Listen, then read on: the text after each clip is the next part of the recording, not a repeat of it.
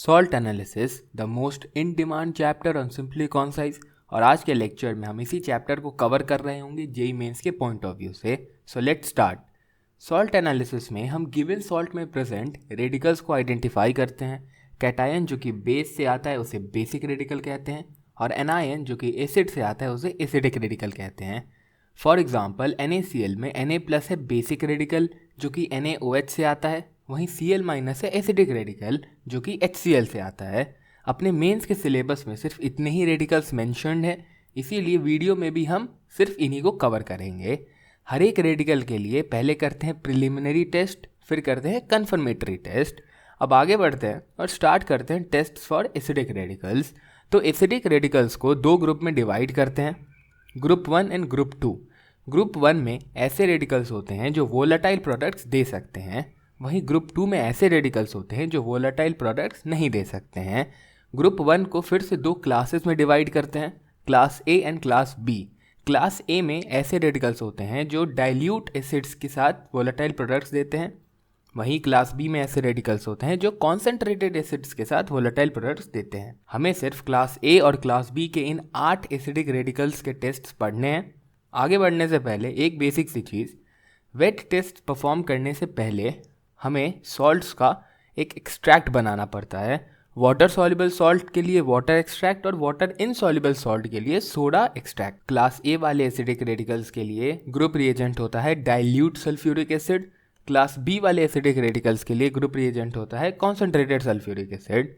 अब आगे बढ़ते हैं और एक एक करके देखते हैं सभी एसिडिक रेडिकल्स के टेस्ट। सबसे पहले आता है कार्बोनेट रेडिकल। सॉलिड सॉल्ट में डालते हैं डाइल्यूट सल्फ्यूरिक एसिड। अगर ब्रिस्क इफरवेसेंस के साथ एक कलरलेस गैस निकलती है दैट इज CO2, तो डैट इंडिकेट्स कि कार्बोनेट आयन हो सकता है। इसको कंफर्म करने के लिए CO2 गैस को लाइम वाटर के थ्रू पास करवाते हैं। कैल्शियम कार्बोनेट बनने के कारण लाइम वाटर मिल्की हो जाता है।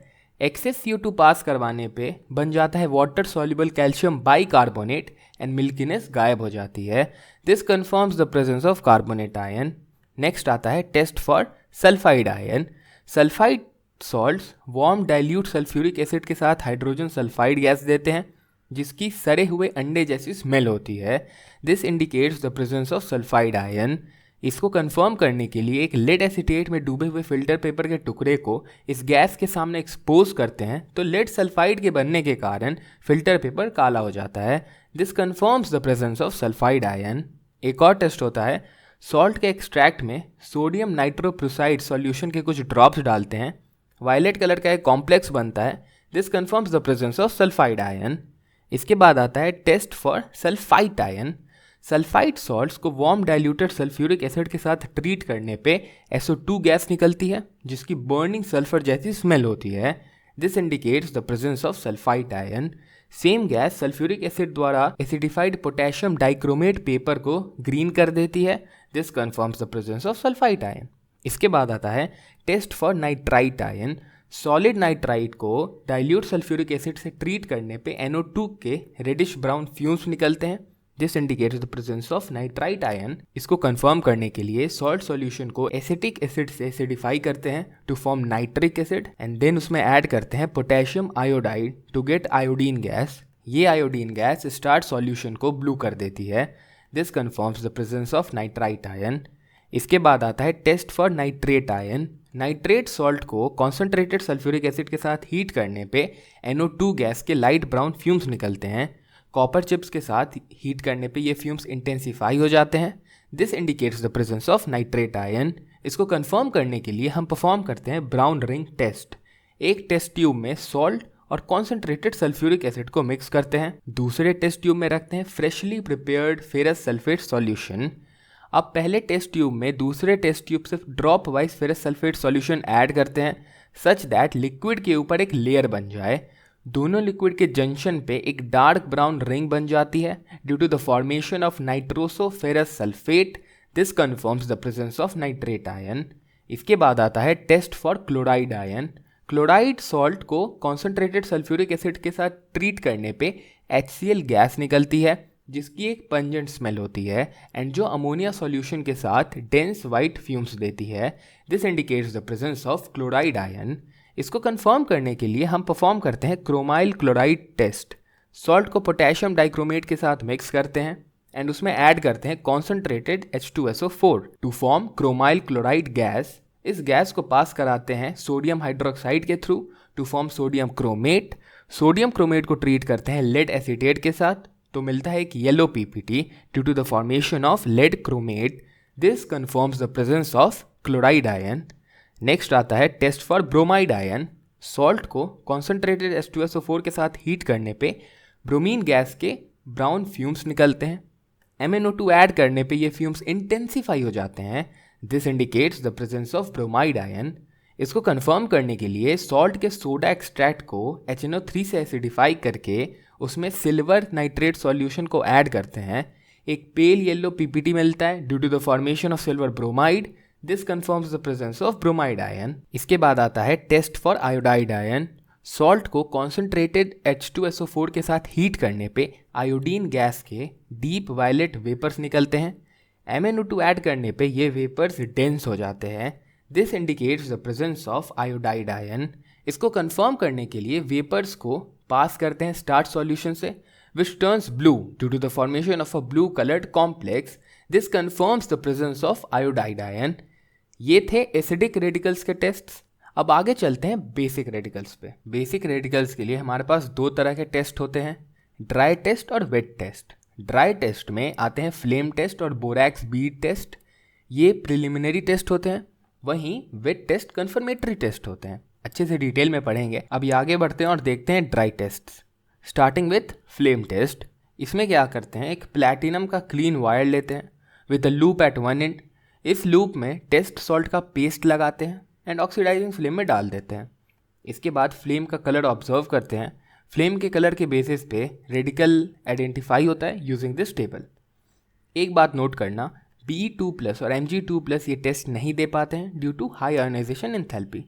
इसके बाद आता है बोरैक्स बीड टेस्ट। इसमें क्या करते हैं, प्लैटिनम वायर के लूप को पहले बोरैक्स पाउडर में डिप करते हैं, देन उसको हीट करते हैं to form transparent glassy bead. इसके बाद उस बीड को डिप करते हैं अपने टेस्ट सॉल्ट में एंड फिर से फ्लेम में होल्ड करते हैं। फ्लेम का कलर ऑब्जर्व करते हैं ऑक्सीडाइजिंग और रिड्यूसिंग फ्लेम्स में while it is hot and cold. इस टेबल के बेसिस पे बेसिक रेडिकल्स को आइडेंटिफाई किया जाता है। अब चलते हैं अपने वेट टेस्ट पे। वेट टेस्ट करने के लिए हम एक ओरिजिनल सॉल्यूशन बनाते हैं यूजिंग एन एप्रोप्रिएट सॉल्वेंट। एक एक करके one after another in solvents में सॉल्ट को डिज़ोल्व करते हैं। अगर डिज़ोल्व हो गया तो ओके, नहीं तो नेक्स्ट वाला सॉल्वेंट यूज़ करेंगे। अगर सॉल्ट इन सभी सॉल्वेंट्स में से किसी में भी डिज़ोल्व नहीं होता है, हीट करने पे भी नहीं होता है, तो उसको इनसॉल्युबल सॉल्ट कंसिडर करते हैं। अब जो ओरिजिनल सॉल्यूशन बना है उसको ट्रीट करते हैं डाइल्यूट HCl के साथ। अगर पीपीटी बन गया तो जो सॉल्ट है उसमें ग्रुप 1 का कोई बेसिक रेडिकल है। अगर पीपीटी नहीं बना तो उसी सॉल्ट में हाइड्रोजन सल्फाइड गैस पास करा देते हैं। अगर पीपीटी बन गया तो जो सॉल्ट है उसमें ग्रुप 2 का कोई बेसिक रेडिकल होगा। अगर पीपीटी नहीं बना तो ओरिजिनल सॉल्यूशन को हीट करेंगे कॉन्सेंट्रेटेड HNO3 के साथ एंड ऐड करेंगे सॉलिड NH4Cl और NH4OH सॉल्यूशन इन एक्सेस। अगर पीपीटी बन गया तो जो सॉल्ट है उसमें ग्रुप 3 का कोई बेसिक रेडिकल है। अगर पीपीटी नहीं बना तो उसी सॉल्यूशन में हाइड्रोजन सल्फाइड गैस पास करेंगे। अगर पीपीटी बन गया तो जो सॉल्ट है उसमें ग्रुप 4 का कोई बेसिक रेडिकल है। अगर पीपीटी नहीं बना तो ओरिजिनल सॉल्यूशन को लेंगे और उसमें ऐड करेंगे NH4OH और NH4 होल ट्वाइस CO3। अगर पीपीटी बन गया तो जो सॉल्ट है उसमें ग्रुप 5 का कोई बेसिक रेडिकल है। अगर पीपीटी नहीं बना तो ओरिजिनल सॉल्यूशन के साथ ग्रुप 6 के बेसिक रेडिकल्स का टेस्ट करेंगे।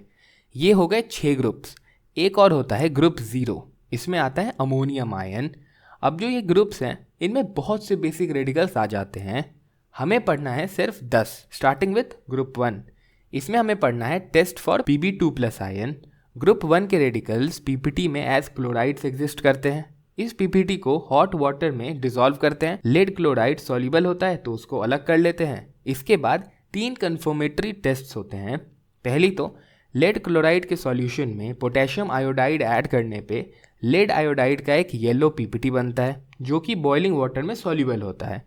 दूसरी है लेड क्लोराइड के सॉल्यूशन में पोटेशियम क्रोमेट ऐड करने पे लेड क्रोमेट की येलो पीपीटी बनती है जो कि सोडियम हाइड्रोक्साइड में सॉल्युबल होती है।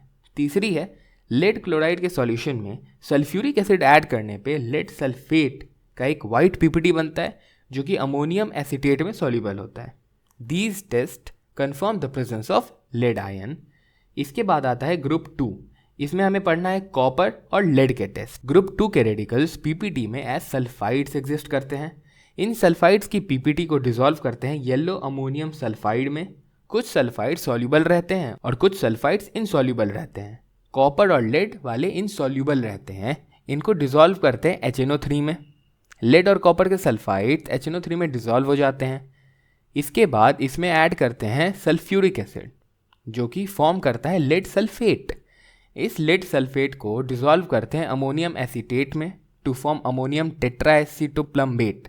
इसको पोटेशियम आयोडाइड के साथ ट्रीट करने पे लेड आयोडाइड की येलो पीपीटी मिलती है एंड पोटेशियम क्रोमेट के साथ ट्रीट करने पे लेड क्रोमेट की येलो पीपीटी मिलती है। This confirms the presence of lead ion. Meanwhile copper nitrate sulphuric acid में डिसॉल्व नहीं करता है, हेंस उसको ट्रीट करते हैं एक्वस अमोनिया के साथ to form basic copper sulphate. ये एक्सेस ऑफ अमोनियम हाइड्रोक्साइड के साथ फॉर्म करता है डीप ब्लू कलर का टेट्रा अमीन कॉपर सल्फेट। इस ब्लू सॉल्यूशन को एसिटिक एसिड से एसिडिफाई करके पोटेशियम फेरोसाइनाइड डालने पे चॉकलेट ब्राउन पीपीटी मिलती है। This confirms the presence of Cu2+ ions. थोड़ा सा हैवी लग सकता है ये तुम्हें, लेकिन एक दो बारी खुद से ये फ्लो चार्ट बनाना याद हो जाएगा। आगे बढ़ते हैं ग्रुप 3 पर। इसमें हमें पढ़ना है Fe3+ और Al3+ के टेस्ट। ग्रुप 3 के रेडिकल्स पीपीटी में एज हाइड्रोक्साइड एग्जिस्ट करते हैं। इस पीपीटी को हम डिसॉल्व करते हैं डाइल्यूट HCl में टू फॉर्म क्लोराइड्स। इसके बाद आयरन और एल्यूमिनियम के सेपरेट टेस्ट्स होते हैं, एक एक करके देखते हैं। Starting with iron. पहली तो फेरिक क्लोराइड के सॉल्यूशन में पोटेशियम फेरोसाइनाइड ऐड करने पे फेरिक फेरोसाइनाइड का एक प्रूशियन ब्लू पीपीटी बनता है।